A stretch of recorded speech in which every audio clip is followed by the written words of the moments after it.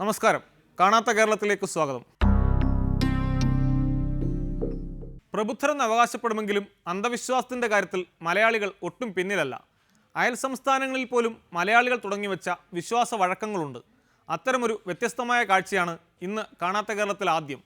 കാസർഗോഡ് ജില്ലയിൽ നിന്നും അധികം അകലെയല്ലാതെയുള്ള ദക്ഷിണ കർണാടകയിലെ തലക്കാവേരി ക്ഷേത്രത്തിൽ മലയാളി ഭക്ത തുടങ്ങിവെച്ചതെന്ന് പറയുന്ന ആചാരം ഇന്നേറെ പ്രശസ്തമായി കഴിഞ്ഞു. അഗസ്ത്യമുനി തപസ്സനുഷ്ഠിച്ചെന്ന് വിശ്വസിക്കപ്പെടുന്ന തലക്കാവേരിയാണ് കാവേരി നദിയുടെ ഉത്ഭവസ്ഥാനം. കാസർഗോഡ് നിന്നും വനത്തിലൂടെയുള്ള യാത്രയ്ക്കൊടുവിലാണ് തലക്കാവേരിയിൽ എത്തിച്ചേരുക.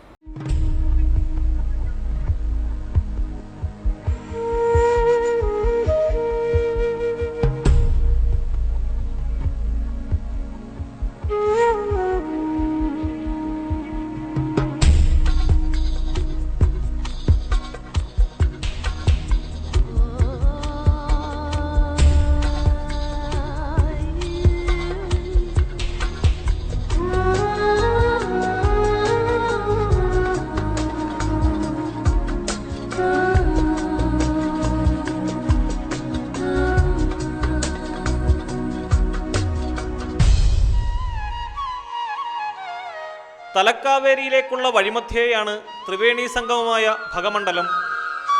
മരണാനന്തരം മോക്ഷപ്രാപ്തിക്കുള്ള ചടങ്ങുകൾ നടക്കുന്ന സ്ഥലമായ ഇവിടെ ക്ഷേത്രവുമുണ്ട്.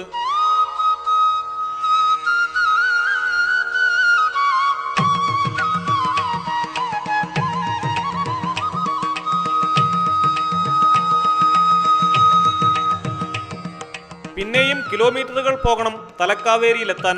പുണ്യനദിയായ കാവേരിയുടെ ഉത്ഭവസ്ഥാനത്താണ് ക്ഷേത്രം സ്ഥിതി ചെയ്യുന്നത്.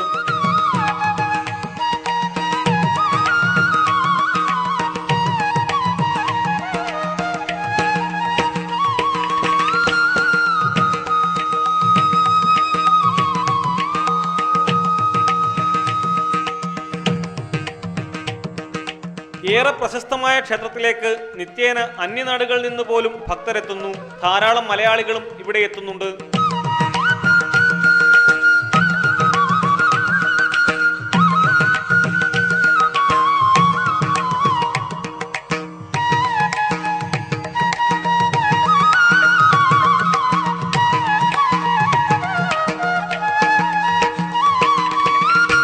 പ്രകൃതിരമണീയമായ കുന്നിന്റെ താഴെയാണ് ക്ഷേത്രം സ്ഥിതി ചെയ്യുന്നത്. ഇവിടെ നിന്നും മുകളിലേക്ക് പടിക്കെട്ടുകളാണ്. അതിന്റെ വശങ്ങളിലും ക്ഷേത്ര പരിസരങ്ങളിലുമെല്ലാം വിചിത്രമായ കാഴ്ചയാണ് സന്ദർശകരെ കാത്തിരിക്കുന്നത്. നമോ നമോ ശ്രീ കാവേരി തായേ പാലിസു നമ്മനു കൊടകിന മാതേ തലകാവേരിയ പാവന ജനനി കാവേരി തായേ നമോ നമോ നമോ നമോ ശ്രീ കാവേരി തായേ പാലിസു നമ്മനു കൊടകിന മാതേ. ചെറുതും വലുതുമായ കല്ലുകൾ പല തട്ടുകളായി അടുക്കി വച്ചിരിക്കുന്നു. ആയിരക്കണക്കിന് കല്ലുകളാണ് കാലങ്ങളായി ഇങ്ങനെ അടുക്കി വച്ചിരിക്കുന്നത്. ലോകവന്ദിതേ കാവേരി തായേ ത്രിലോകവരദേ കാവേരി തായേ ലോകമുദ്രയേ കാവേരി തായേ കാവേരി തായേ നമോ നമോ നമോ നമോ ശ്രീ കാവേരി തായേ. മുകളിലെത്തുമ്പോഴും ചുറ്റും അടുക്കി വെച്ച കല്ലുകൾ തന്നെ. തലകാവേരിയ പാവന ജനനി കാവേരി തായേ നമോ നമോ. പുതിയതായി കല്ലുകൾ കൂട്ടിവെക്കുന്ന ചിലരെയും ഇവിടെ കണ്ടു. പലരും കാര്യമറിയാതെയാണ് ആചാരം പിന്തുടരുന്നത്. എത്ര നിലയിൽ കല്ലുകൾ അടുക്കി വയ്ക്കുമോ അത്രയും നിലയിൽ വീട് വയ്ക്കാനാകുമെന്ന് ചിലർ പറയുന്നു.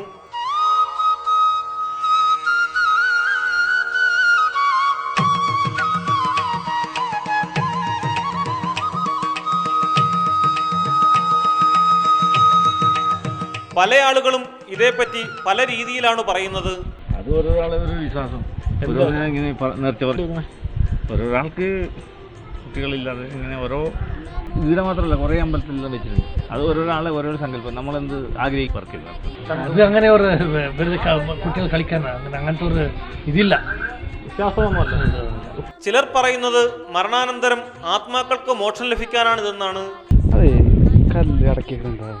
അതായത് മരിച്ചിട്ടുണ്ടെങ്കിൽ മോശത്താകുന്നുണ്ടെങ്കിൽ അതിന് വെക്കുന്നുണ്ടല്ലോ. അങ്ങനെ മരിച്ച ആളുണ്ടാവില്ല. എവിടെയെങ്കിലും പോയിട്ട് അങ്ങനെ എന്തായിട്ട് അതിന് ഇടയ്ക്ക് വെച്ചാൽ മോശത്തിനാവും എന്നാ പറഞ്ഞു.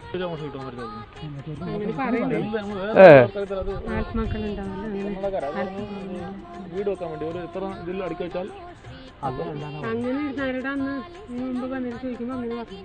അതെയാ, ഒത്തിരി എണ്ണം ഉണ്ട്, 1 2 നല്ലല്ലോ. വന്നവരെല്ലാം വെക്കുന്നത് അതിപ്പോ കാണുന്ന ആൾ പിടിച്ചു വെക്കുന്നു. അത് നമുക്കറിയില്ല. അപ്പൊ നമ്മളും വെച്ചു. ക്ഷേത്രത്തിലെത്തുന്ന മറ്റു ചിലർക്കാകട്ടെ ഈ ആചാരം എന്തിനാണെന്ന് യാതൊരു പിടിയുമില്ല. അത് വെറുതെ വെച്ചേക്കാം, ആൾക്കാർക്ക് ഒരു സ്റ്റൈൽ. കല്ലടിക്ക് വെക്കും. എന്തെങ്കിലും വിശ്വാസം ഇതാണോ? വിശ്വാസമൊന്നുമില്ല. കല്ലടിക്ക് വെച്ചാൽ നിങ്ങൾക്ക് സാധിക്കുന്നു അങ്ങനെയല്ലോ. ക്ഷേത്രത്തിനു സമീപം കുടിയേറി താമസിക്കുന്ന കരിവള്ളൂർ സ്വദേശിയായ കുഞ്ഞമ്പു പറയുന്നത് വീട് വയ്ക്കാൻ വേണ്ടിയാണ് കല്ലുകൾ അടുക്കുന്നതെന്നാണ്. ചെറിയ കല്ല് വെക്കുന്ന വീട് വെക്കാൻ നേർച്ചയാണോ? നേർച്ച, ചെറിയ ചെറിയ കല്ലൊക്കെ നേർച്ച വെക്കുന്നത്. വെച്ചാൽ വീട് വെക്കാൻ പറ്റുമെന്ന് തോന്നുന്നു. അതെ. ഒടുവിൽ ഞങ്ങൾ ക്ഷേത്ര ജീവനക്കാരോട് തന്നെ കാര്യമന്വേഷിച്ചു. ക്ഷേത്രത്തിന് ഇതുമായി യാതൊരു ബന്ധവുമില്ലെന്നായിരുന്നു അവരുടെ മറുപടി. അമ്പലത്തുമായിട്ട് യാതൊരു ബന്ധവുമില്ലല്ലേ? നമ്മുടെ വിശ്വാസമായിട്ടൊരു ബന്ധവുമില്ല. അല്ല, ഈ കല്ലൊക്കെ അടുക്കുന്ന മലയാളികളായിരിക്കും കൂടുതലും വിശ്വാസം.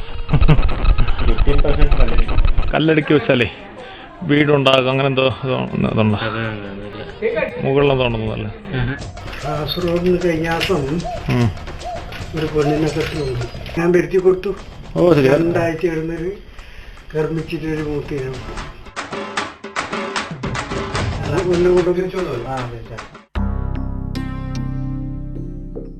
കാസർഗോഡ് ചീമേനിയിലുള്ള കൃഷ്ണൻ വൈദ്യരുടെ അടുത്തേക്കാണ് ഞങ്ങൾ പിന്നീട് പോയത്.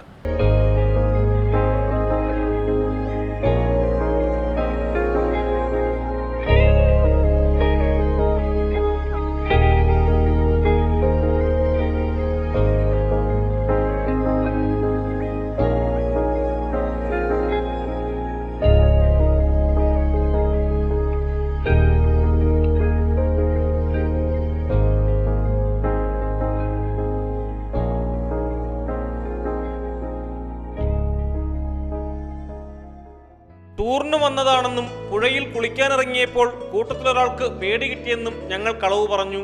പ്രായത്തിന്റെ അവശതകളുണ്ടെങ്കിലും കാര്യം കേട്ടതോടെ വൈദ്യൻ ഉഷാറായി. വൈദ്യൻ ഇപ്പോൾ താമസിക്കുന്നിടത്തു നിന്നും കുറച്ചകലെയുള്ള പഴയ വീട്ടിൽ വെച്ചാണ് പൂജയും മറ്റും നടത്തുന്നത്.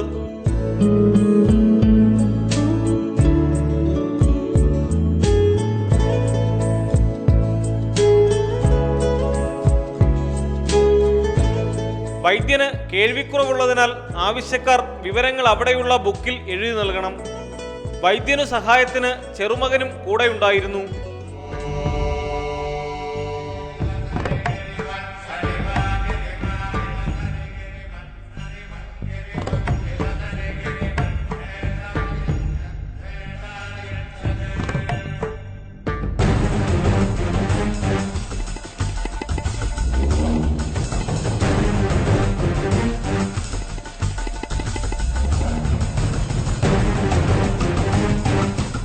അപ്പൂപ്പന്റെ അത്ഭുത കൃത്യങ്ങളൊക്കെ ചെറുമകൻ വിശദമായി പറഞ്ഞു.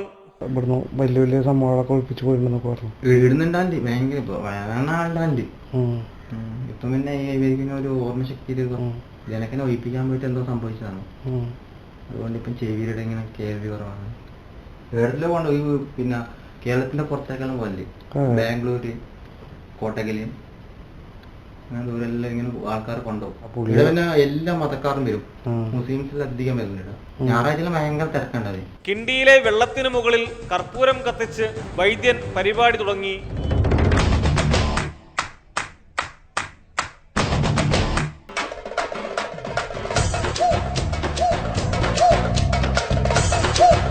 പിശാചു ബാധിച്ചതാണെന്ന് വൈദ്യൻ ഉടൻ തന്നെ കണ്ടെത്തി. തലക്ക് പെരുപ്പുണ്ടോ? ഇല്ല അതിന് മുന്നൊന്നും ഉണ്ടായിട്ടില്ല. കഴുത്തിൽ പിടിച്ച് ഞെക്കണ പോലെ തോന്നും. അങ്ങനെ തോന്നുന്നു. എന്താണ് ഒരു പിശാസിന്റെ ഇടക്കെട്ട് കാണുന്നുണ്ട്. ചൂടിന്റെ ഭക്ഷണം കഴിക്കലുണ്ടോ? ചൂടിന്റെ ഭക്ഷണം കഴിച്ചൂടാ, ഒരു ബാധയുണ്ട്. തന്നെയുമല്ല, മറ്റാരോ എന്തോ ചെയ്തിട്ടുമുണ്ടത്രേ. ആരോ ഒരു ചേലുണ്ട്. ആരായിട്ടും ബാക്കുണ്ടായില്ല. ഇല്ല പ്രശ്നമൊന്നുമില്ല. സ്വന്തം അത്ഭുത പ്രവൃത്തികൾ വിശദീകരിക്കാൻ വൈദ്യർക്കും മടിയില്ല. കാസർഗോഡിന് കഴിഞ്ഞ ദിവസം ഒരു പെണ്ണിനെ കെട്ടുന്നുണ്ട്. അവരൊരു മാസം വരെ ഞാൻ വരുത്തി കൊടുത്തു. 2 ആഴ്ച ഇടുന്നൊരു കർമ്മിച്ചിട്ട് ഒരു മൂത്തിനാണ്. ചെറിയൊരു മുസ്ലിം പെണ്ണാണ്, 15 വയസ്സ്. പെണ്ണെ കിട്ടിയ തിരിച്ചു പാരമ്പര്യ വൈദ്യവും കൈമുതലായതിനാലാകാം കേൾവിക്ക് തകരാറുണ്ടെന്ന് വൈദ്യൻ സമ്മതിച്ചു തരില്ല. കേൾവി കുറവുണ്ടോ വൈദ്യർക്ക്? ചെവിടെ ഒരു സൂക്കടമൊന്നുമില്ല എനിക്ക്, എവിടെയെല്ലാം കേൾക്കുന്നുണ്ട്. തുടർന്ന് പ്രേതത്തെ അകറ്റി നിർത്താനുള്ള തകിടുകൾ വൈദ്യൻ പൂജിച്ചു തന്നു. ഒപ്പം ഉറക്കക്കുറവിന് ഒരു കുപ്പി എണ്ണയും.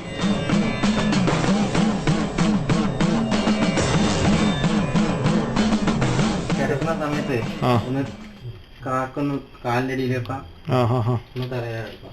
കൂടെ ഒരു ബാധ ഉണ്ടെന്ന് പറഞ്ഞാൽ ഒഴിഞ്ഞു പോയിക്കോളൂ. മലയാളിയാണോ കർണാടകക്കാരനാണോ? നല്ല പേരുള്ള അറിയാൻ പറ്റും. പേര് പറഞ്ഞ ഒരേ പോലെ പേര് പറയാനാവില്ല.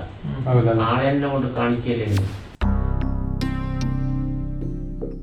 ചീമേനിക്ക് സമീപം മഷിനോട്ടം നടത്തുന്ന പ്രശസ്തമായ ഇല്ലത്തേക്കായിരുന്നു അടുത്ത യാത്ര.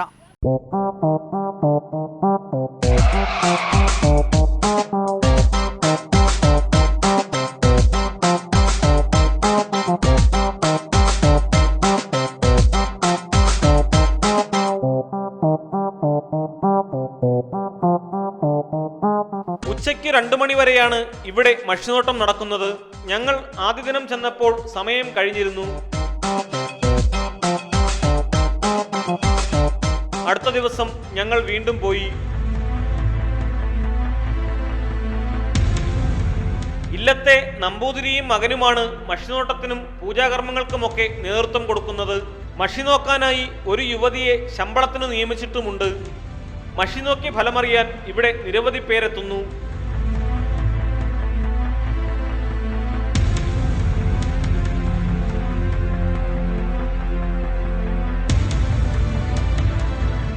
കാണാതെ പോയ വസ്തുക്കൾ എവിടെയാണെന്ന് പറയുന്നതിലും മോഷ്ടാക്കളുടെ ലക്ഷണം പറഞ്ഞു കൊടുക്കുന്നതിലുമൊക്കെയാണ് ഇവർ പ്രശസ്തർ.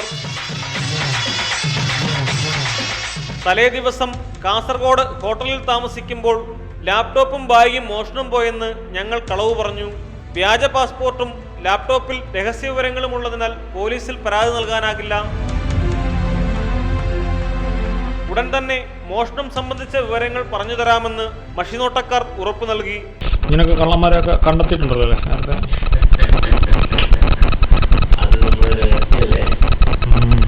അങ്ങനെ പറ്റുമല്ലോ.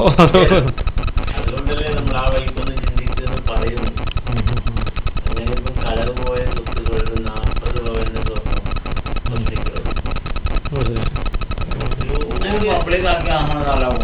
അങ്ങനെ മഷിനോട്ടം തുടങ്ങി.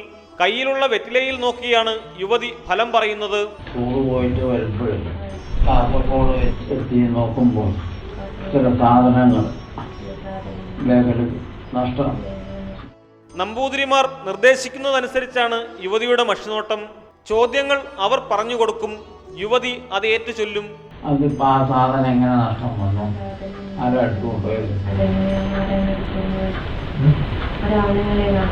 ഇല്ലാത്ത മോഷണം നടന്നത് എങ്ങനെയെന്ന് യുവതി ഭാവനയിൽ നിന്നും കണ്ടെത്തുന്നത് അപസർപ്പക നോവലെഴുത്തുകാരെ പോലും അമ്പരപ്പിക്കും. ഈ പാസ്പോർട്ടും ലാപ്ടോപ്പും മൊബൈലും ഒക്കെ നഷ്ടപ്പെട്ടത് എവിടുന്നാണിത്?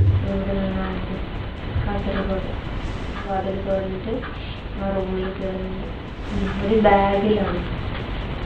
ബാഗ് തുറന്നു മൊബൈല് കാർഡും പോലെ അതങ്ങനെ തന്നെ ബാഗിൽ വെച്ചു. അതങ്ങനെ തന്നെ എടുക്കുന്നതാണ്. ആ ബാഗടക്കം അതിന്റെ ബാഗടക്കം കൊണ്ടുപോകുന്നുണ്ടോ? ബാഗടക്കം കൊണ്ടുപോകുന്നുണ്ട്. കൊണ്ടുപോയി. ഈ റൂം എങ്ങനെയാ തുറക്കുന്നത്? ഈ റൂം എങ്ങനെയാണ് തുറന്നത്? ഒരു കുറച്ച് സാധനമുണ്ട്, കുറെ ടാപ്പോലുണ്ട്. എന്നിട്ട് ഒന്നില് തുറന്നത്. ഒന്നിലൊക്കെ തുറന്നു പോയില്ലേ? എന്നിട്ട് അകത്ത് കയറി. 25 വയസ്സ് താഴെ തോന്നുന്നുള്ളൂ. ഇതിപ്പോ ഏത് വഴിയിൽ പിടിക്കാൻ പറ്റും? ഏത് വഴിയിൽ പിടിക്കാൻ പറ്റും? നഷ്ടയോഗം. മോഷ്ടാവിനെ കുറിച്ച് അറിയാനാകുമോ എന്ന് ഞങ്ങൾ ചോദിച്ചു. ഒരു പ്രയാസവുമില്ല. വെളുത്തിട്ട് പാന്റ് ഷർട്ട്, ഒരു നീളം ഇമ്പോഴത്തെ മുഖം, വട്ടമുഖമല്ല, കുറച്ച്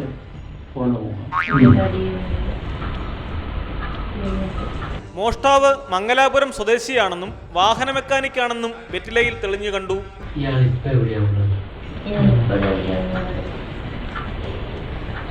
കാസർഗോഡ് ഭാഗം. കാസർഗോഡ് കാസർഗോഡ് ഇപ്പോൾ എവിടെയാണ്? ടൗൺ ഭാഗം. ഇയാൾക്ക് വേറെ ഏതെങ്കിലും പണിയുണ്ടോ? ഇയാൾക്ക് വേറെ എന്തെങ്കിലും പണിയുണ്ട്? നിൽക്കുന്നത് സ്ഥിരമായിട്ട് വർഷം എടുക്കുന്നവരാണോ? സ്ഥിരമില്ല. അതില്ലേ ഇയാളെ വീട് ഏത് ഭാഗത്തായിട്ട് വരും? എല്ലാവരും ചെയ്തെടുക്കും. മലയാളിയാണോ കർണാടകക്കാരനാണോ? കർണാടക. പേര് പറഞ്ഞ ഒരേപോലെ പേര് പറയാനാവില്ല. ആളെന്നെ കൊണ്ട് കാണിക്കലേ ഒരേ പേരിൽ ആൾ എത്ര ഉണ്ടാവും? ഇയാളിപ്പോ കാസർഗോഡ് ഏതെങ്കിലും വർഷാവ് പണി എടുത്തിട്ടുണ്ടോ? ഏത് വർഷം? ആ വർഷാവിന്റെ പേരൊന്ന് കാണിച്ചു. ഇയാളിപ്പോ കാസർഗോഡ് എവിടെയാണ് ഗ്യാരേജിൽ പണി എടുത്തത്? കാഞ്ഞങ്ങാട്. എങ്ങനെയൊക്കെ ഇയാള് വർഷാവ് പോയിട്ട് ഇയാളെ രൂപം നമ്മൾ ചോദിക്കും. വിഷമമാണ്. ഈ പോലീസിൽ കംപ്ലൈന്റ് ചെയ്താൽ വല്ല ഗുണമുണ്ടാവും? ഇവർക്ക് വല്ല തകരാറുകൾ ഉണ്ടാവും? മോഷ്ടാവിന്റെ രേഖാചിത്രം തയ്യാറാക്കാൻ ലക്ഷണങ്ങൾ പറഞ്ഞു തരാമോ എന്ന് ചോദിക്കേണ്ട താമസം യുവതി ലക്ഷണങ്ങൾ പറഞ്ഞു തുടങ്ങി. എഴുതിയെടുത്തു കൊള്ളാൻ നമ്പൂതിരിയുടെ നിർദ്ദേശം.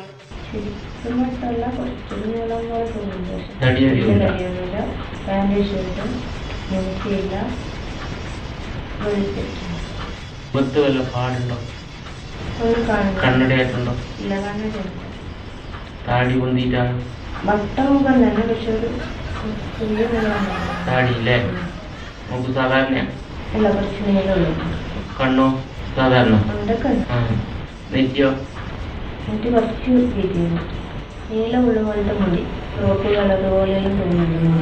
ഇയാൾ ഈ പാസ്പോർട്ട് എവിടെയാ ഉപേക്ഷിക്കല്?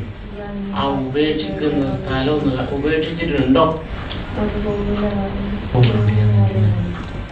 ഇത് വെച്ച് രേഖാചിത്രം ഉണ്ടാക്കിയാൽ നിങ്ങൾ കാസർഗോഡ് 3 കിലോമീറ്റർ ഉള്ളിൽ അയാളെ പിടിക്കാം. അതിനെ ഇതിപ്പോ വശ്യ ആകർഷണ പിടിച്ചാൽ ഇതിന് വല്ല ഗുണമുണ്ടോ? അല്ല, വശ്യ ആകർഷണ തകിട് ഇയാള് പിടിച്ചിട്ട് അന്വേഷിച്ചാൽ ഇതിന്റെ തുമ്പാവോ?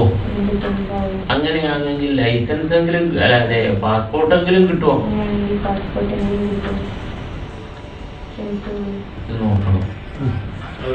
വശ്യം പിടിക്കണം. എന്താ നിങ്ങളെ പേര്, നിങ്ങളെ വീട്ടുപേര്, പേര് ഇത് എഴുതി ഐക്യത ലാപ്ടോപ്പും ഇത് 3ന്റെയും പേര് ഓർമ്മയുണ്ടാവുക. അത് പേര് എഴുതി നിങ്ങളെ പേരും കൂടി എഴുതി അതിന് യന്ത്രത്തിൽ പോലെ ചെയ്ത് ആ യന്ത്രം പേഴ്സിൽ വെച്ചിട്ട് പോകണം. അങ്ങനെ ഒരു രേഖാചിത്രം ഇന്ന് നിങ്ങൾ ഉണ്ടാക്കുക. എന്നിട്ട് നാളെ കഴിഞ്ഞ് മറ്റന്നാൾ കാസർഗോഡേക്ക് പോകാൻ ഒരു വഴിയാക്കിയാൽ അപ്പോഴേ നമ്മൾ വേണം തകിടാക്കി തരാം. ആ തകിടും പിടിച്ച് പോവാം. ഇപ്പൊ ഈ നോക്കിക്കൊണ്ടിരിക്കുന്ന ഈ ഷഹീർ എന്ന് പറയുന്നവരുടെ കുടുംബം, കുടുംബജനം, വ്യാപാരം, വ്യാപാര സ്ഥലം ഇങ്ങനെ നഷ്ടപ്പെടാനും ഇവിടെ എത്തിപ്പെടാനും എന്തോ ഒരു ദോഷത്തിന്റെ ദൃഷ്ടലാകും.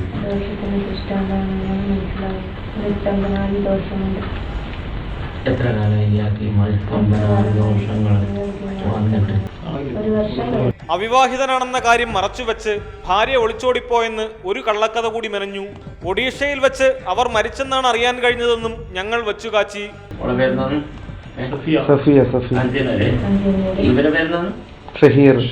ഷഹീറിന്റെ ഭാര്യ സഫിയ ജീവിച്ചിരിപ്പുണ്ടോ? ഈ ഷഹീർ എന്ന് പറയുന്നവർക്ക് ഇപ്പോ ഏടുന്ന ഈ ദോഷം വന്നത്? ആ ബന്ധുക്കളെ ഒന്ന് കാണിച്ചിരുന്നു. ആളെന്ന് കാണിച്ചിരുന്നു. എങ്ങനെയുള്ള ആളാണ്?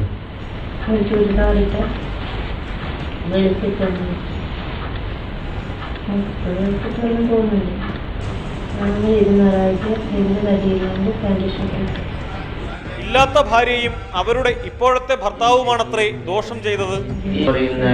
അവർക്കിപ്പോ ഈ ദോഷം ചെയ്തിട്ടാണോ മാറി പറഞ്ഞു നടക്കുന്നത്? ഇപ്പൊ ഈ ദോഷം ചെയ്യിച്ചു എന്ന് പറയുന്നവര് ഈ ആണുങ്ങളും പെണ്ണുങ്ങളുമായിട്ട് എന്താ ബന്ധം? ദോഷങ്ങൾ നീക്കി വശ്യം ചെയ്ത നിങ്ങൾക്ക് ഈ സാധനം കിട്ടും. അത്ഭുതസിദ്ധി ഇല്ലാത്തത് കൊണ്ടാകും. ഇടയ്ക്ക് എഴുന്നേറ്റ് നിന്ന് വെറ്റിലയിലേക്ക് പാളി നോക്കിയെങ്കിലും ഒന്നും കാണാനായില്ല.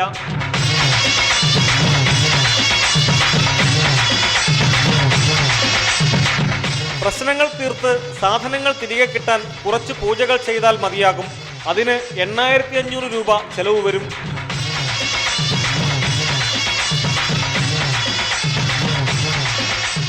ദക്ഷിണ നമ്പൂതിരിമാർക്കു മാത്രമല്ല, ഭാവനയിൽ നിന്നും മോഷ്ടാവിനെ കണ്ടെത്തുന്ന മഷിനോട്ടക്കാരിക്കും കൊടുക്കണം.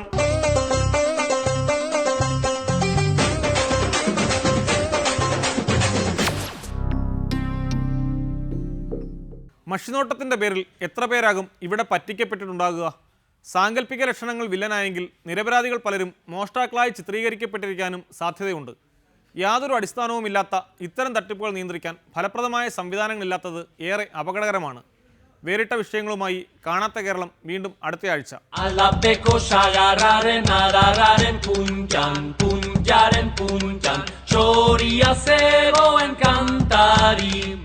Cirurilula, no cari tu te educan tu heredero.